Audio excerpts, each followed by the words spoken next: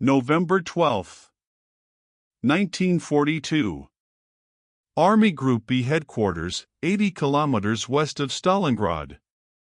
Major Joachim Reichel, intelligence officer for the 48th Panzer Corps, delivers his report to assembled senior commanders. His reconnaissance units have photographed massive Soviet force concentrations, approximately 400,000 troops, 900 tanks, 13,500 artillery pieces, positioned opposite Romanian Third Army northwest of Stalingrad. Reichel's assessment is stark: Soviet forces are preparing major offensive operations. The Romanian positions cannot withstand armored assault. Encirclement of 6th Army is probable within 2 weeks. The senior officers listen politely. Then they dismiss the report. General der Panzertruppe Ferdinand Heim responds, "Your assessment is exaggerated. Soviet forces lack capability for major offensive. We continue operations as planned." Reichel's photographs, reconnaissance data, and tactical analysis are filed away. Ignored. 7 days later, Operation Uranus begins. Soviet forces break through exactly where Reichel predicted. Within 4 days, 290,000 German soldiers are trapped at Stalingrad. This intelligence report, specific, detailed, accurate, delivered with sufficient warning time, represents one of the most catastrophic intelligence failures in military history. Not because the intelligence was unavailable. Not because reconnaissance failed to detect Soviet preparations. But because German commanders refused to believe what their own intelligence officers were telling them. The information that could have prevented Stalingrad encirclement existed. It was documented. It was presented to decision-makers with explicit recommendations. And it was dismissed as impossible. This is the story of the intelligence report Germany ignored that cost them Stalingrad. September-November 1942. German 6th Army fights brutal urban combat for Stalingrad. General der Panzertruppe Friedrich Paulus, 52 years old, commands approximately 270,000 troops. Locked in house-to-house fighting through the city's ruins. A meticulous staff officer who helped plan the invasion of France, Paulus focuses intensely on tactical objectives inside Stalingrad itself. His forces control approximately 90% of the city. Soviet defenders cling to narrow strips along the Volga's western bank. Paulus believes final victory requires perhaps 2 more weeks of fighting. Every division, every regiment, every battalion is committed to the city battle. There are no reserves. German commanders' attention is fixed completely on Stalingrad streets and factories. The operational situation surrounding Stalingrad receives minimal attention. But the operational situation is deteriorating rapidly. 6th Army's position at Stalingrad resembles a dagger thrust deep into Soviet territory, 270,000 German troops concentrated in a narrow salient extending 150 kilometers east from main German lines. The salient's flanks are protected by Allied armies. Romanian Third Army holds 140 kilometers of front northwest of Stalingrad, Romanian Fourth Army holds 100 kilometers to the south, and Italian 8th Army holds positions further west. These Allied armies are equipped with obsolete weapons, lack adequate anti-tank guns, possess limited ammunition reserves, and receive low priority for German reinforcements. German intelligence officers are aware of these vulnerabilities. They document them in reports. They recommend reinforcing the flanks. Their recommendations are noted and filed. The German command structure's focus on Stalingrad city operations creates institutional blindness to strategic vulnerabilities. Army Group B headquarters, commanding all German and Allied forces in the Stalingrad sector, receives daily intelligence reports on Soviet activities opposite the Romanian positions. These reports describe Soviet reconnaissance probes, artillery registration fire, and observation flights. Standard indicators of offensive preparation. But German commanders interpret these activities as defensive measures. The prevailing assessment: Soviet forces are exhausted from summer defensive battles, lack capacity for major offensive operations, and are focused on holding rather than attacking. This assessment becomes doctrine. Intelligence reports contradicting this assessment are dismissed as alarmist. But what the Germans don't know yet makes this disaster even worse. Soviet Marshal Georgy Zhukov is planning Operation Uranus, a massive double envelopment specifically designed to exploit the weak Romanian flanks and encircle 6th Army completely. The operation has been in planning since September 1942.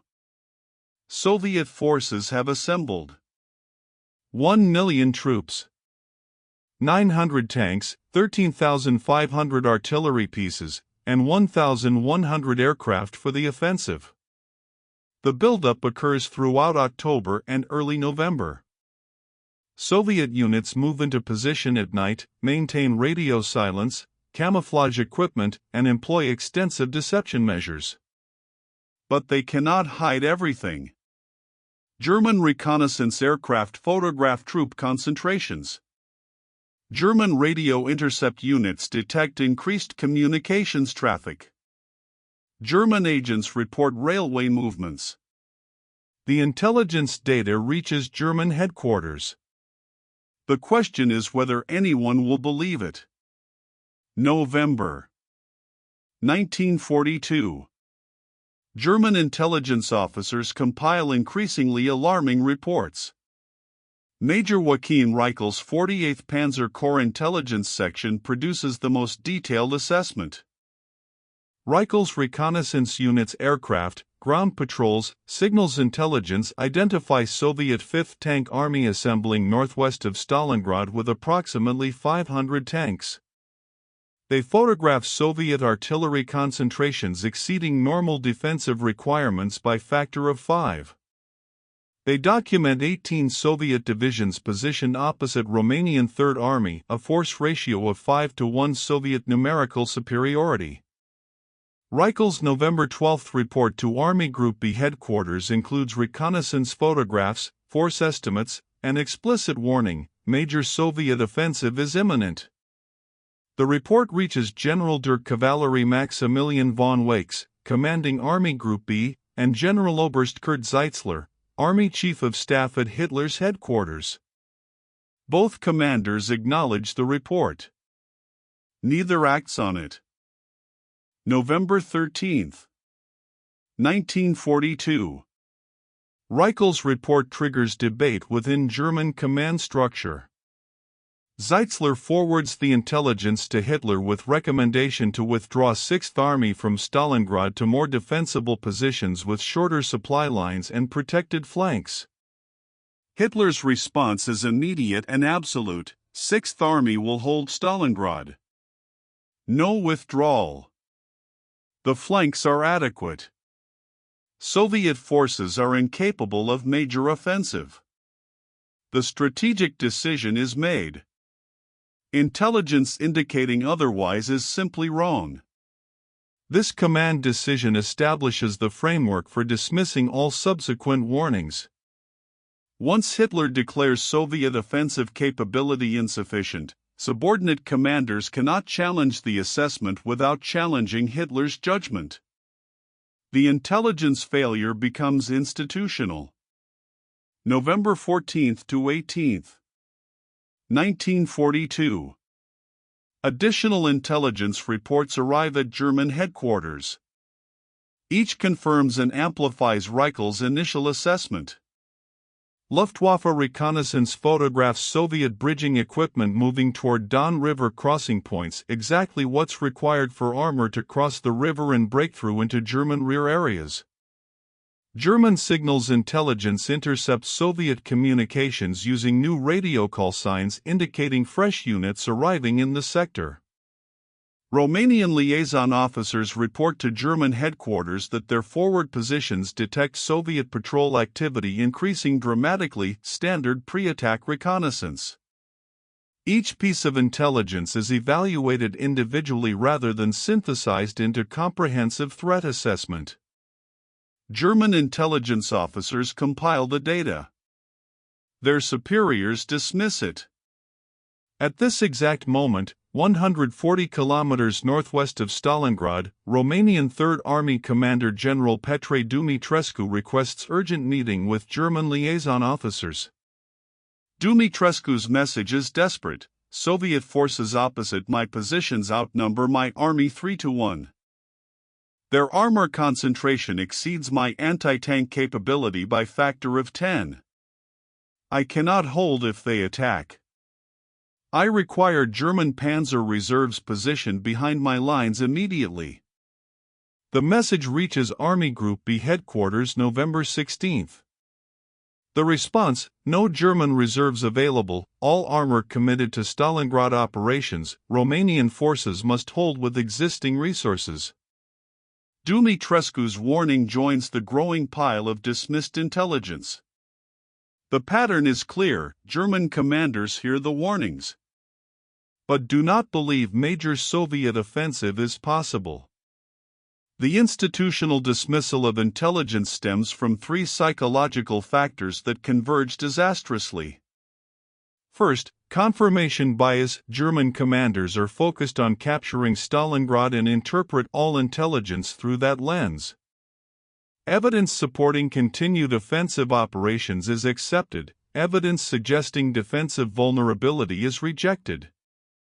Second, victory disease. German forces have won major victories throughout summer 1942. And assume Soviet forces are too weakened to mount major counteroffensive. Third, intelligence fatigue. German commanders have received numerous warnings throughout 1942 that proved exaggerated or inaccurate. They've learned to discount alarmist intelligence. Major Reichel's accurate assessment is indistinguishable, in their eyes, from previous false alarms. But commanders cannot differentiate signal from noise. November 17, 1942. German radio intercept units detect dramatic increase in Soviet communications traffic. The pattern indicates offensive preparation, increased message volume, new encryption codes, coordination between previously separate headquarters. German signals intelligence officers recognized the pattern. They saw identical patterns before previous Soviet offensives. Their report to Army Group B headquarters concludes, communications pattern consistent with major offensive launching within 24 to 72 hours. The report is acknowledged. Filed. Ignored. At 6th Army Headquarters, Paulus reviews daily intelligence summary mentioning Soviet activity opposite Romanian positions. He notes it briefly, then returns to planning the final assault on remaining Soviet positions inside Stalingrad. The city battle consumes all attention. The strategic disaster developing on the flanks is invisible to commanders staring at street maps. What happens in the next 48 hours validates every intelligence warning German commanders dismissed. Soviet forces complete final preparations for Operation Uranus. On November 18, Soviet commanders issue attack orders for November 19 launch. Soviet artillery moves into firing positions overnight. Tank armies assemble in staging areas 10 kilometers behind front lines. Assault infantry units move forward to jump-off positions. The scale of the operation is massive: Southwestern Front with 6 armies attacks from northwest, Stalingrad Front with 3 armies attacks from south. Combined force, 1 million Soviet troops attacking along 400-kilometer front. German reconnaissance detects portions of this activity. Reports flow to headquarters. The response remains dismissive. General Heim, commanding XLVII Panzer Corps position behind Romanian Third Army, receives intelligence summary November 18 evening noting Soviet activity. Heim's assessment, probably limited attacks. Nothing our Romanian allies and reserve panzers cannot handle. November 19, 1942. 7:30 a.m. Soviet artillery opens fire. 3,500 guns simultaneously along 250-kilometer front. The barrage pulverizes Romanian positions. Romanian soldiers, already demoralized by intelligence their commanders ignored regarding the massive Soviet buildup they could see with their own eyes, break under the bombardment. At 8:50 a.m., Soviet tank armies attack. The breakthrough is immediate. Romanian Third Army disintegrates within hours. Heim commits his panzer reserves, 2 weakened panzer divisions with approximately 100 tanks total. They're overwhelmed by Soviet tank armies with 500 tanks. By November 19 evening, Soviet armored spearheads are 40 kilometers behind German lines. German commanders are shocked. How did Soviet forces achieve such strength? Where did these units come from? The answer is simple, exactly where German intelligence officers said they would be. And then the situation goes from bad to catastrophic. November 20th, 1942. The southern pincer launches. Soviet forces attack Romanian Fourth Army south of Stalingrad. The pattern repeats: massive artillery barrage, complete breakthrough, Romanian collapse, Soviet armor exploitation deep into German rear. German commanders watched their operational map with growing horror as Soviet attack arrows drive toward each other. The pincers are moving to encircle 6th Army completely. At 6th Army headquarters, Paulus suddenly understands the reality his intelligence officers tried to warn him about 2 weeks earlier. He pulls out Reichel's November 12 report. Every prediction is coming true. The Soviet force strength, accurate. The breakthrough locations, precisely as forecast. The encirclement timeline, exactly as assessed. The intelligence was perfect. The response was catastrophic failure. November 22, 1942. Soviet forces link up at Kalik, 100 kilometers west of Stalingrad. The encirclement is complete. 6th Army, 290,000 soldiers, is trapped. Major Reichel's November 12 report predicted this exact outcome if Soviet buildup was encountered. His recommendation was to reinforce the flanks with German panzer divisions and prepare contingency withdrawal plans. Instead, his report was filed and forgotten. Now 290,000 German soldiers pay the price for intelligence that was accurate, detailed, timely, and completely ignored.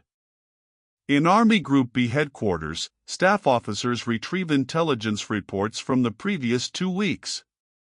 They compile a timeline showing that every major element of Operation Uranus was detected by German reconnaissance and reported to command. The intelligence failure wasn't collection. It was belief. German commanders had the information. They refused to act on it.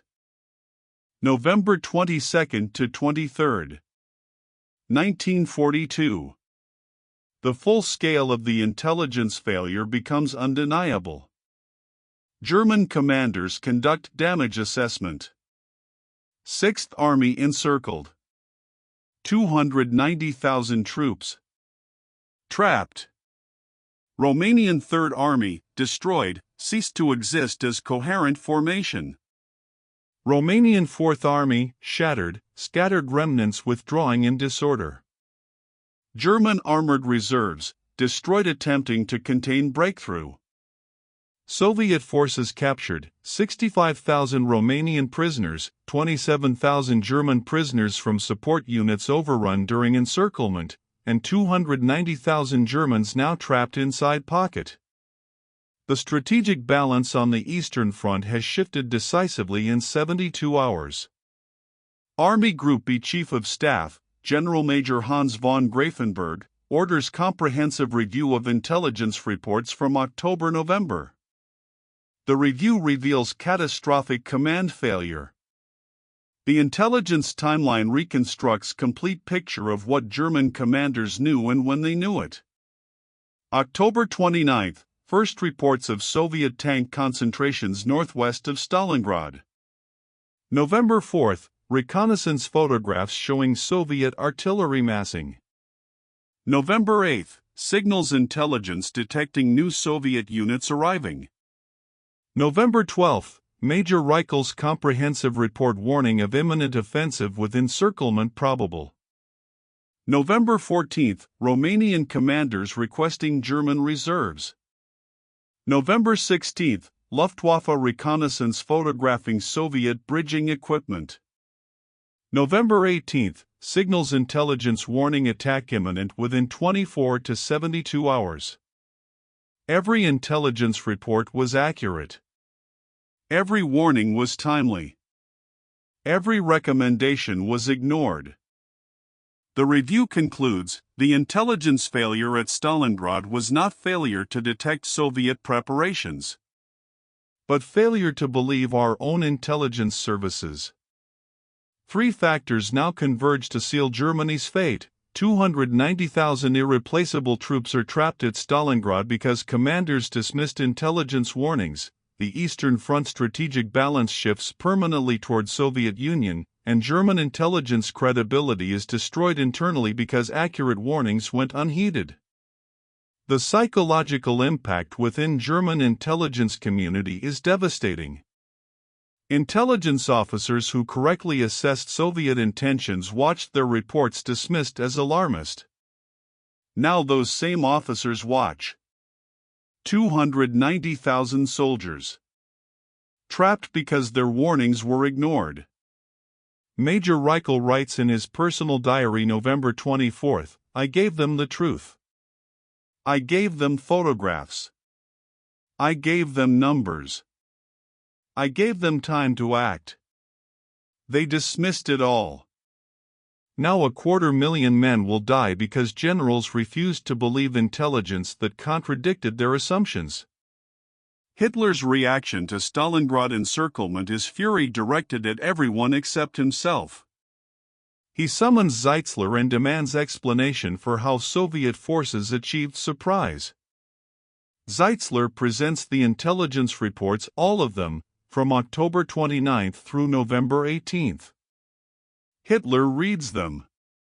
Then he explodes, if we had this intelligence, why was nothing done? Why weren't the Romanian flanks reinforced? Why wasn't 6th Army withdrawn before encirclement? Zeitzler's response is careful, my Führer, intelligence officers recommended reinforcement and contingency withdrawal plans. You ordered 6th Army to hold Stalingrad regardless of flanks. You stated Soviet forces lacked offensive capability. The truth hits Hitler, the intelligence was available, recommendations were made, and he personally dismissed them.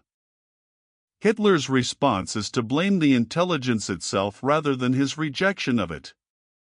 The human cost of dismissed intelligence unfolds over the following weeks. 6th Army, trapped inside Stalingrad pocket, requires 500 to 700 tons of supplies daily to sustain operations. Luftwaffe promises airlift capability, but delivers only 100 tons daily.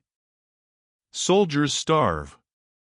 By December, rations drop to 300 calories per day. By January 1943, 100 calories per day. German soldiers write letters home describing the catastrophe. Lieutenant Wilhelm Hoffmann writes December 16, "We were told Soviet forces were weak. We were told the flanks were secure. We were told intelligence exaggerated the threat. Now we're trapped and dying. Someone knew this would happen. Someone tried to warn command. Nobody listened." Hoffmann dies January 18, 1943. His diary is recovered by Soviet forces. The pattern repeats across 290,000 trapped soldiers, death from starvation, cold, and combat wounds because intelligence warnings went unheeded. By January 1943, 6th Army casualties exceed 150,000 dead from combat, starvation, and cold. On February 2, the remaining 91,000 survivors surrender, the largest German capitulation in history to that point. The final assessment is devastating. If German commanders had acted on intelligence warnings delivered November 12 to 18, the encirclement could have been prevented. 6th Army could have withdrawn to positions with protected flanks, or German panzer reserves could have reinforced Romanian positions before Soviet attack, or contingency breakout plans could have been prepared enabling escape. None of these options were pursued because intelligence reports were systematically dismissed. British historian Anthony Beevor later writes, "The intelligence failure at Stalingrad wasn't that German reconnaissance failed to detect Operation Uranus. German intelligence collection was excellent. The failure was institutional refusal to believe intelligence that contradicted command assumptions." The immediate consequence of Stalingrad intelligence failure extends far beyond the pocket itself. Germany loses an entire field army. 290,000 troops, 100 tanks, 1,800 artillery pieces, 10,000 vehicles that cannot be replaced. The Eastern Front balance shifts decisively towards Soviet Union. Soviet forces, emboldened by Stalingrad victory, launch winter offensives that recapture all territory gained during Germany's 1942 Summer Campaign. By March 1943, German forces are in full retreat across southern Russia. The strategic initiative passes permanently to Soviet Union. Germany never recovers offensive capability lost at Stalingrad. American military analyst David Glantz writes, "Stalingrad destroyed not just 6th Army, but Germany's ability to conduct offensive operations on Eastern Front. The loss was quantitative, troops and equipment, but more critically psychological. Wehrmacht commanders learned they could be defeated completely." The intelligence failure's impact on German military culture is profound and lasting. After Stalingrad, German commanders suffer from intelligence paralysis, unable to trust intelligence reports because Stalingrad intelligence was dismissed, but unable to ignore intelligence because dismissing Stalingrad warnings proved catastrophic. German intelligence officers become more cautious in their assessments, hedging predictions to avoid being dismissed again. The result, intelligence becomes less useful precisely when Germany needs accurate assessments most. German General Friedrich von Mellenthin writes in post-war memoir, "Stalingrad destroyed trust between intelligence services and command." Intelligence officers who correctly predicted encirclement watched their warnings ignored. Afterward, they wrote reports designed to be believed rather than reports reflecting reality. Command had taught intelligence services that accurate warnings would be dismissed if they contradicted strategic assumptions.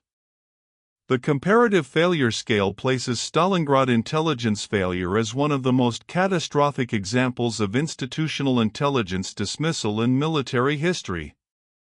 Comparison with other intelligence failures illustrates unique severity. Pearl Harbor. 1941. Tactical surprise due to inadequate intelligence collection and analysis, the information wasn't available. Market Garden. 1944. Intelligence warning of German armor near Arnhem was dismissed, single specific warning ignored. Stalingrad. 1942. Comprehensive intelligence picture of Soviet offensive preparations was assembled, documented, presented with specific recommendations, and systematically dismissed over multiple weeks. Institutional refusal to believe own intelligence services. British intelligence historian Michael Handel writes, Stalingrad represents the gold standard of intelligence failure. Not failure to collect information, not failure to analyze, but failure at command level to act on accurate intelligence because it contradicted operational plans. If German commanders had acted on Reichel's November 12 intelligence report, military analysts calculate significantly different outcomes. Scenario 1: 6th Army withdraws from Stalingrad November 15 to 20 before encirclement closes. Army preserves 250,000 troops. Who can establish defensive positions west of Don River? Germany loses Stalingrad, but saves the army. Scenario 2: German panzer divisions reinforce Romanian flanks November 13 to 18. Soviet breakthrough still occurs, but German armor contains penetration, preventing complete encirclement. 6th Army maintains supply connection. Scenario 3: Contingency breakout plans are prepared based on intelligence warnings. When encirclement occurs November 22, 6th Army executes immediate breakout, saving 180,000-200,000 troops. In all scenarios, acting on intelligence reduces German casualties by 150,000-200,000 soldiers. The counterfactual is clear: intelligence was sufficient to prevent catastrophe if command had believed it. The lessons learned from Stalingrad intelligence failure reshape military intelligence doctrine for 80 years. Post-war analysis identifies critical failures: confirmation bias overriding intelligence, victory disease creating false assumptions of enemy weakness, institutional pressure preventing intelligence officers from delivering unwelcome assessments, and command dismissing intelligence contradicting operational plans. Modern military intelligence training uses Stalingrad as definitive case study in how not to handle intelligence. The core lesson: intelligence services provide information to command. But command must create institutional culture that accepts unwelcome intelligence rather than dismissing it. If commanders punish intelligence officers for delivering bad news, intelligence becomes useless regardless of collection quality. Remember November 12, 1942. When Major Joachim Reichel delivered his intelligence report to Army Group B headquarters warning that Soviet forces 400,000 troops, 900 tanks, 13,500 artillery pieces were preparing to attack Romanian 3rd Army and encircle 6th Army within 2 weeks. Remember that his report included reconnaissance photographs, force estimates, breakthrough locations, and explicit timeline. Remember that every element of his assessment proved accurate. Remember that his report was acknowledged, filed, and dismissed as impossible. Remember that 7 days later, Operation Uranus launched exactly as Reichel predicted. Remember that 290,000 German soldiers were trapped because commanders refused to believe their own intelligence officers. This is the intelligence failure at Stalingrad, not failure to know, but failure to believe. The statistics quantify one of history's most catastrophic intelligence failures. Intelligence timeline: 21 days of warnings from October 29 to November 19. Intelligence reports filed: 37 separate reports documenting Soviet buildup. Reconnaissance photographs, over 200 aerial photos showing Soviet concentrations. Commander response, 0 operational changes to address identified threat. Final outcome: 290,000 soldiers. Encircled, 150,000 dead, 91,000 captured, 6,000 survivors returning from captivity.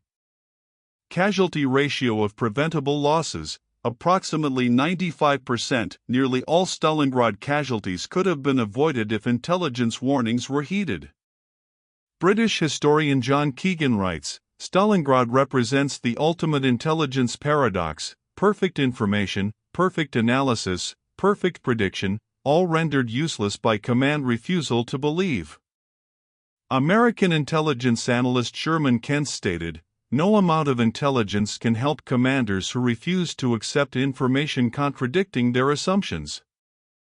Stalingrad proved intelligence is useless if command won't listen. Today, Stalingrad is taught at intelligence academies worldwide as the definitive case study in intelligence command relationship failure. At the U.S. Defense Intelligence Agency, Stalingrad is analyzed as example of institutional barriers between intelligence collection and operational response. At NATO Intelligence Fusion Center, the battle illustrates how confirmation bias destroys intelligence utility. Modern intelligence doctrine explicitly addresses Stalingrad lessons. Intelligence organizations must maintain independence from operational command to deliver objective assessments. Commanders must create culture accepting unwelcome intelligence, and institutional mechanisms must exist forcing command to formally acknowledge and respond to threat warnings even if response is to accept risk. The fundamental lesson remains relevant in contemporary operations: intelligence without command belief is worthless. Major Reichel had perfect intelligence. His commanders had absolute faith in their own assumptions. 290,000 soldiers paid the price when assumptions met reality. The intelligence report Germany ignored cost them Stalingrad, the Eastern Front initiative, and ultimately the war.